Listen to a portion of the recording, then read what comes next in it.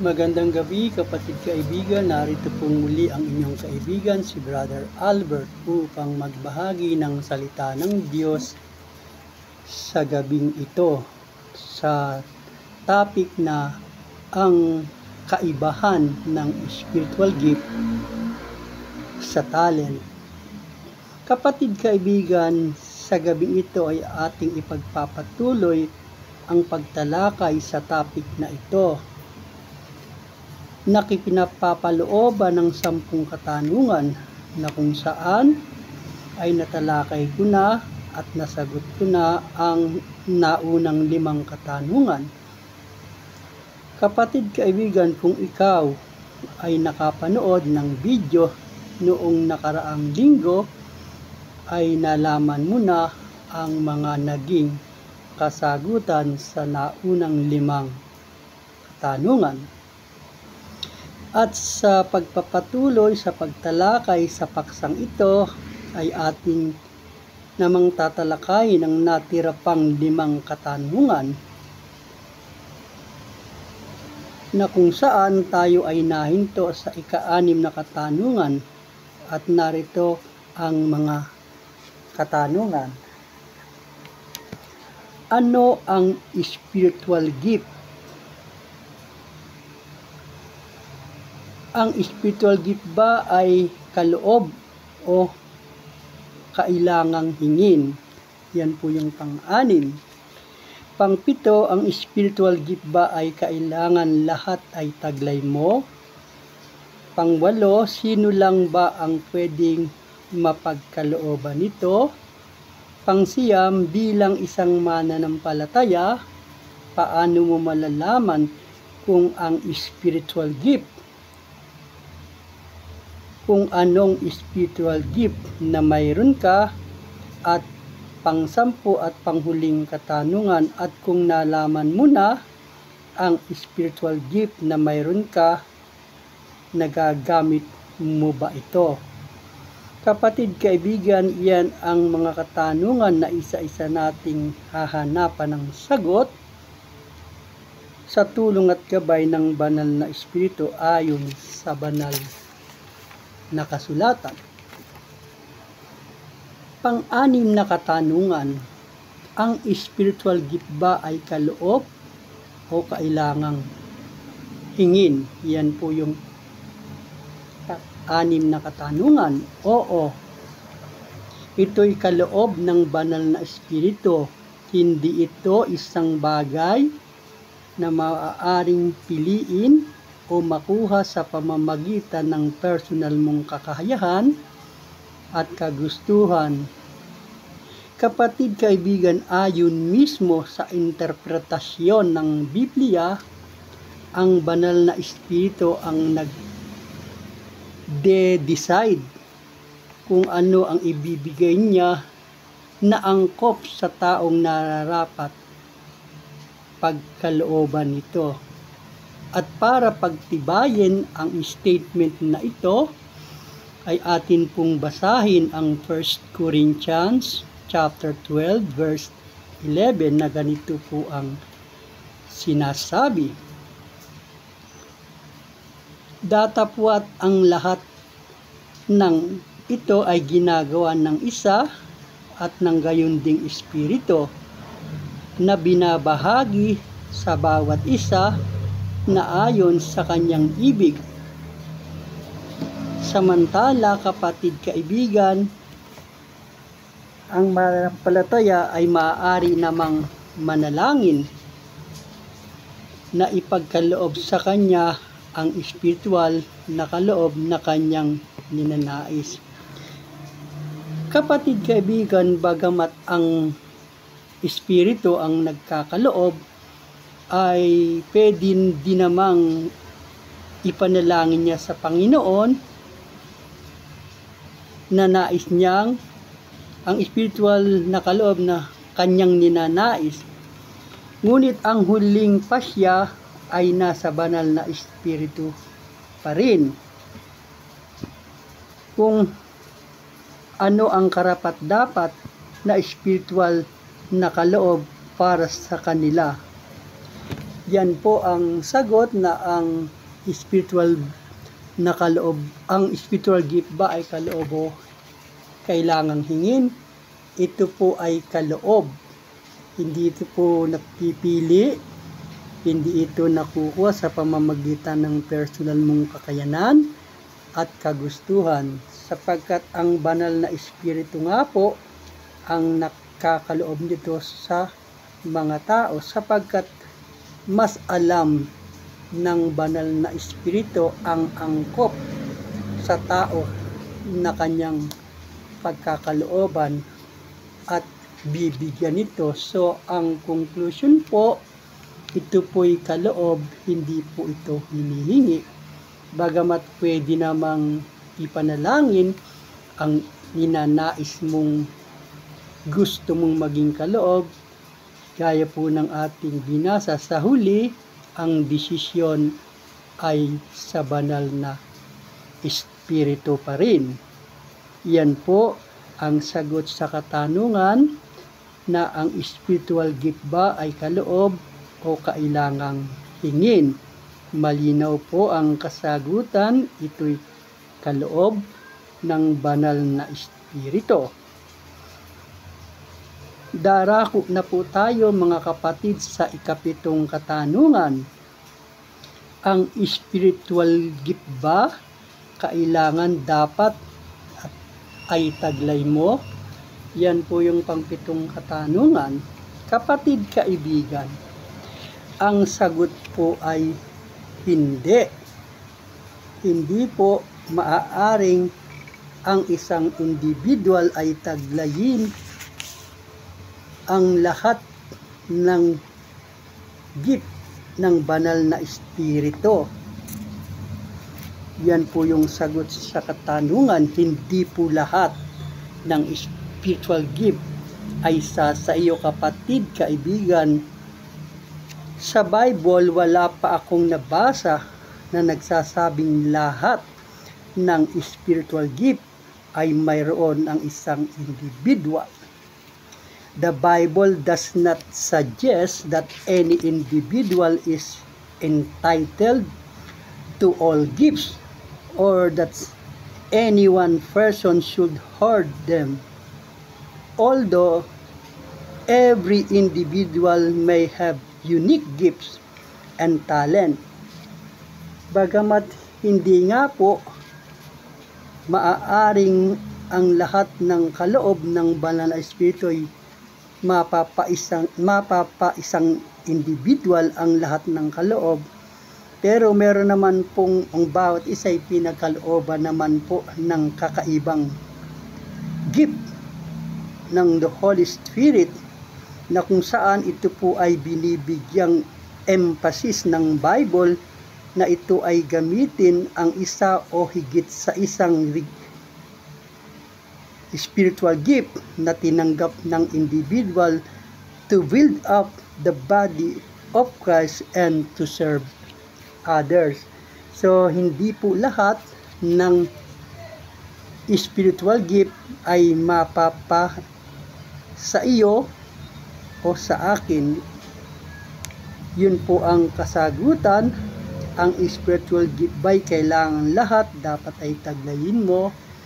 Hindi po matataglay ng isang tao ang lahat ng spiritual gift. Ayon na po sa ating binasa. Kapatid kaibigan, para higit nating maintindihan at maunawaan, ay atin pong basahin ang 1 Corinthians chapter 12, 14 up to 21 na ganito po ang sinasabi. Sapagkat ang katawan ay hindi iisang sangkap, kundi marami. Kung sasabihin ng paa, sapagkat hindi ako kamay, ay hindi ako sa katawan. Hindi nga, dahil dito'y hindi sa katawan. At kung sabihin ng taenga, sapagkat hindi ako mata, ay hindi ako sa katawan. Hindi nga, dahil dito'y ako sa katawan. Kung ang buong katawan ay pawang At kung buong katawan ay pawang mata, saan naroon ang pakinig? At kung ang lahat ay pawang pakinig, saan naroon ang pangamoy? Ano po ang sabi sa verse 18? Datapwat ngayon inilagay ng Diyos ang bawat isa sa mga sangkap ng katawan ayon sa kanyang minagaling. Inilagay po sa bawat isa. At kung ang lahat nga'y pawang isang sangkap, saan naroon ang katawan? Datapwat maraming mga sangkap nga ngunit iisa ang katawan. At hindi makapagsasabi ang mata sa kamay na hindi kita kailangan, ni hindi rin ang ulo sa mga paa, hindi ko kayo kailangan. Kapatid, kaibigan at kapwa kumananampalataya, tayo bilang bahagi ng church na kung saan si Hesus Kristo ang ulo, na kung saan ang bawat individual ay pinagkalooban ng magkakaibang spiritual gift. Kaya hindi lahat ng spiritual gift ay sa iyo o sa kanila at sa atin. Kasi po yan ay ipinagkaloob ng iba't iba sa bawat individual. Kaya ang spiritual gift po ay hindi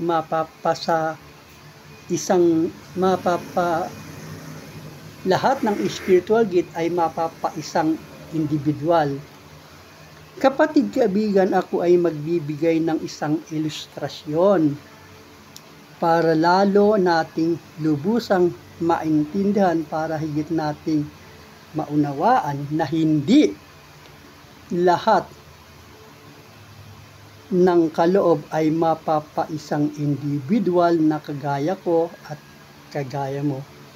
Ang ilustrasyon ko ay may kinalaman sa isang multi-billion business. Na alam naman natin na ang isang multi-million business ay binubuo ng iba't ibang bahagi ng pamamahala tulad ng mga sumusunod: kapitalista, board of directors, chief executive officer o yung tinatawag na CEO, manager, assistant manager, at ang pinakamahuli ay employees.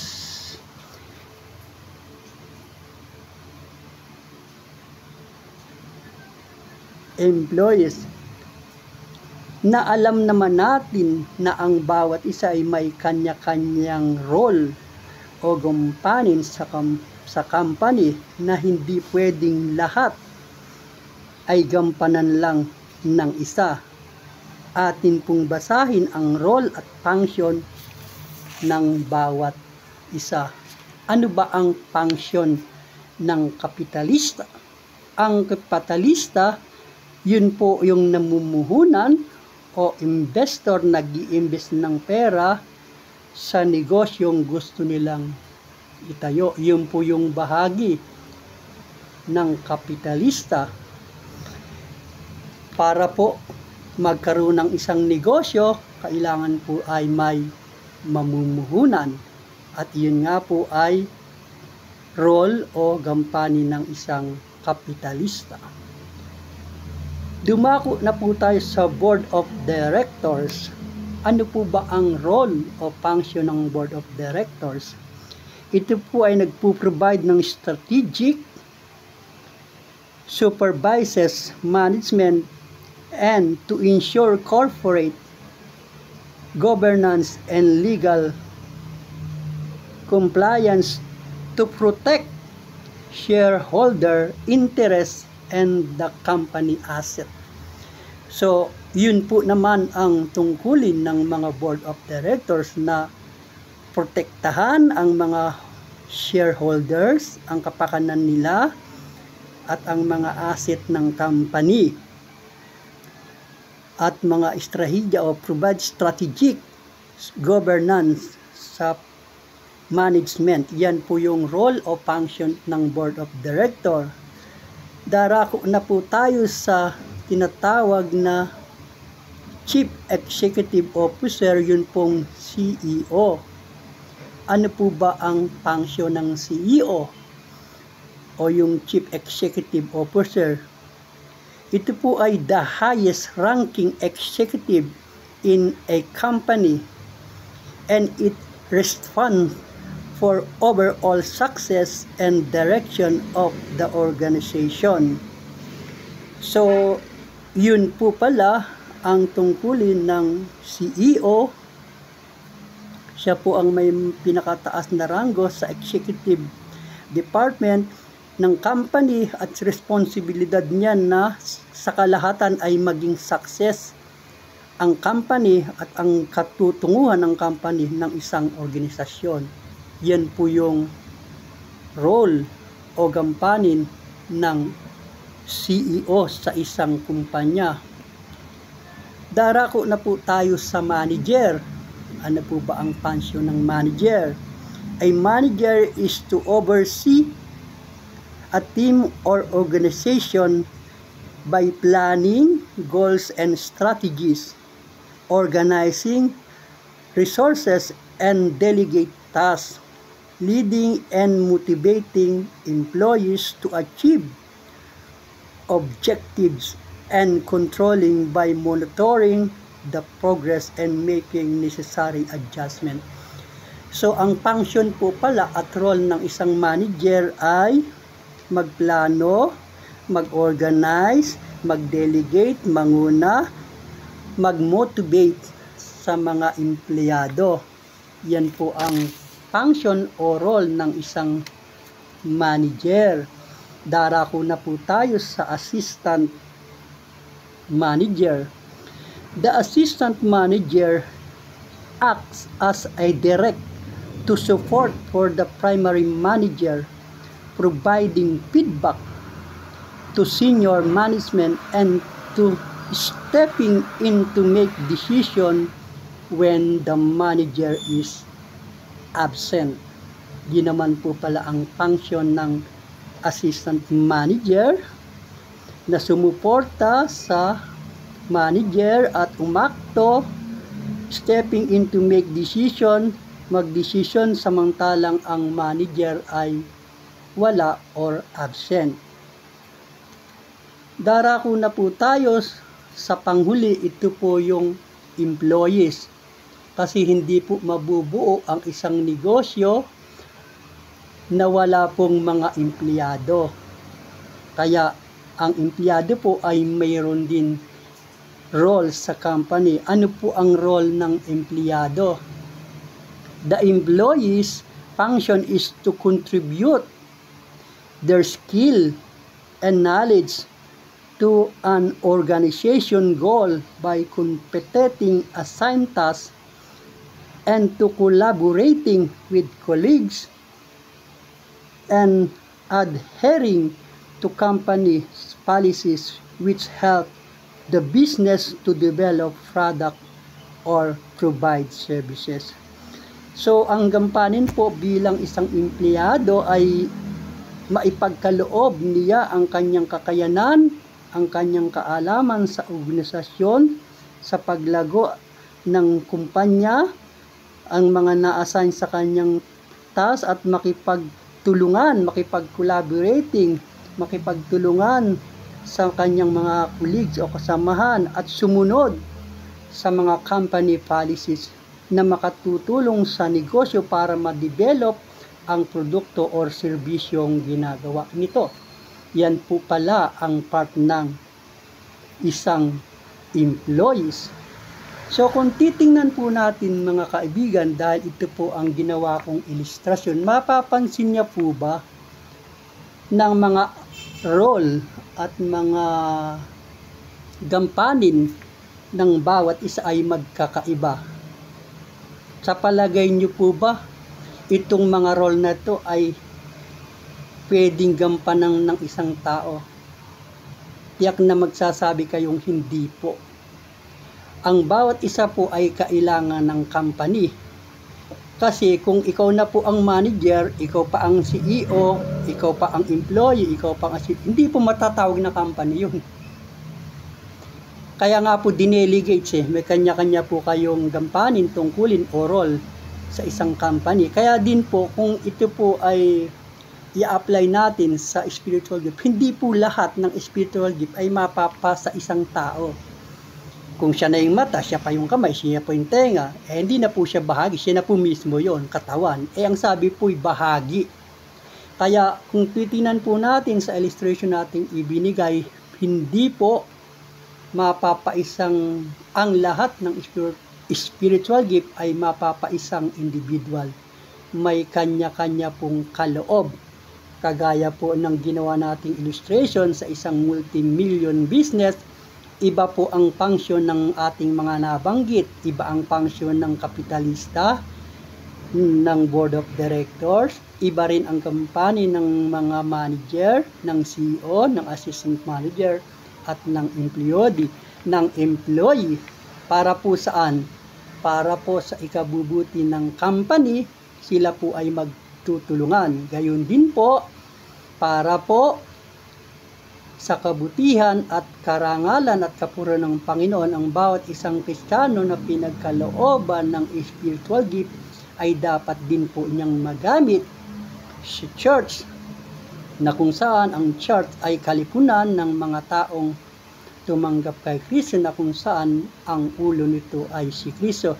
Sana kaibigan, kapatid, sa aking binigay na ilustrasyon ay nalinawan kayo na ang bawat isa ay may gampanin at hindi ang bawat isa ang siya lamang gagampan o gaganap ng mga gampanin. Yan po ay pinagkaloob ng banal na espiritu ng magkakaibang kaloob sa bawat isang individual. Dahil nga po ito'y ipinagkaloob sa bawat isa, hindi po lahat ay ipagkakaloob o matatanggap ng isang individual. Lahat ng spiritual gift ay sa kanya.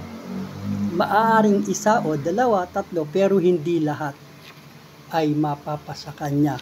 So mga kapatid, kaibigan, marahil nalinawan na po at nasagot na po natin ang katanungang bilang isang Kristiyano ang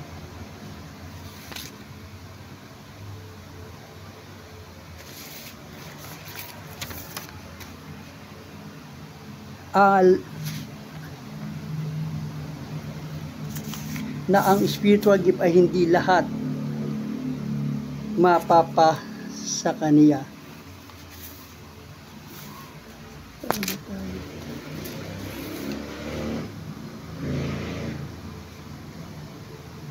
Darako na po tayo sa pangwalong katanungan.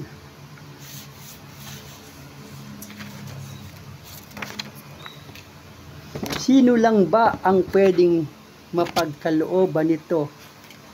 Ang sagot po ay eto: anyone who believes in Jesus Christ as their personal Lord and Savior.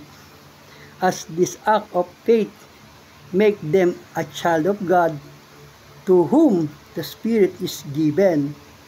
Kapatid, kaibigan, ang pangunahing requirements ay ang pananampalataya sa Panginoong Hesus bilang Panginoon at tagapagligtas, ang siyang makapagbabago sa tao tungo sa pagiging anak ng Diyos, at ang Espiritu ibibigay sa kanila.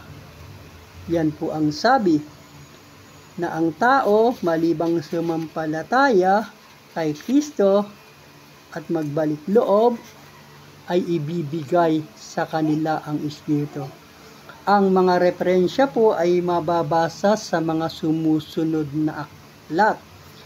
Sa Efeso chapter 1 verse 13 na ganito ang nasulat, na sa Kanya kayo rin naman pagkarinig ng aral ng katotohanan ng Ebanghelyo ng inyong kaligtasan na sa Kanya rin naman mula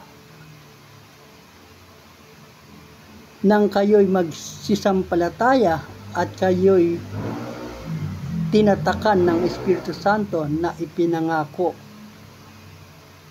Yun po ang sabi, pinangako po, nung tinatakan po, nung nagsisampalataya sa Panginoon, ay tinatakan po ng banal na Espiritu. Sa Roma chapter 8 verse 9 ay ganito naman ang nasulat, datapwat kayo'y wala sa laman, kundi nasa Espiritu, kung gayo'y tumitira sa inyo ang Espiritu ng Diyos. Datapwat kung ang sinuman ay walang Espiritu ni Kristo, siya'y hindi sa Kanya at hindi sa Kanya. So, talaga pong ang nanampalataya lang po kay Kristo ang mapagkakalooban ng banal na Espiritu, sapagkat ang wala daw po kay Kristo ay hindi tinatahanan ng banal na Espiritu. Wala pong Espiritu sa Kanya. Yan po yung sabi sa Roma chapter 8 verse 9. At sa aklat naman po ng Gawa chapter 2:38 ay ganito naman ang sinabi, at sinabi sa kanila ni Pedro, mangagsisi kayo at mangagbautismo ang bawat isa sa inyo sa pangalan ni Jesus Kristo na ipagpapatawad sa inyong mga kasalanan, at ano po ang mangyayari? Tatanggapin ninyo ang kaloob ng banal na Espiritu. So, doon po sa tanong na sino lamang ang mapagkakalooban ng gift of the Holy Spirit, yun lamang pong bawat sa pangalan secret, yun lamang pong tumanggap sa Panginoon siya kay pagpapatawad ng inyong mga kasalanan at tatanggapin ninyo ang kaloob ng banal na Espiritu. So yun lamang pong mga taong nanampalataya, yun lamang pong taong nabautismuhan, yun lamang pong humingi ng tawad at tumanggap kay Kristo, ang siya lamang pong mapagkakalooban ng kaloob ng banal na Espiritu. Ayon po sa mga aklat at batayang talata na ating binasa sa Efeso 13, sa Roma 8:9, sa Gawa 2:38, yan po yung ating binasa. Darako na po tayo sa pangsiyam na katanungan. Bilang isang mananampalataya, paano mo malalaman kung anong spiritual gift na mayroon ka? Yan po yung pangsiyam na katanungan.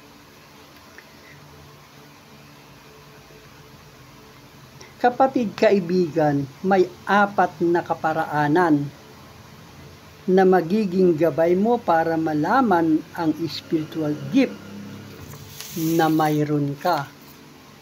Una, kaparaanan, simulan mo sa panalangin na i-reveal sa iyo ng Diyos kung anong spiritual gift ang mayroon ka. Brothers, friends, the Holy Spirit is the one who bestows this gift, and He can make it clearer through insight during your quiet times with the Lord. So, kapatid, ang banal na Espiritu po ang siyang nagkakaloob ng regalo at siya ang magbibigay sa iyo ng malinaw sa pamamagitan ng pakikipag-niig mo sa ating Panginoon sa pamamagitan ng panalangin. Yan po yung unang gabay na makatutulong sa iyo para malaman mo kung anong kaloob ng banal na Espiritu mayroon ka. Pangalawa pong gabay, read and study the Bible.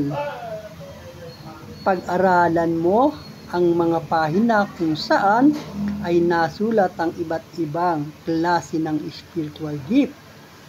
At ito, kapatid, kaibigan, ay mababasa mo sa mga sumusunod na aklat ng Roma chapter 12 verse 6 up to 8, sa 1 Corinthians chapter 12 verse 8 up to 10, sa Efeso chapter 4 verse 11.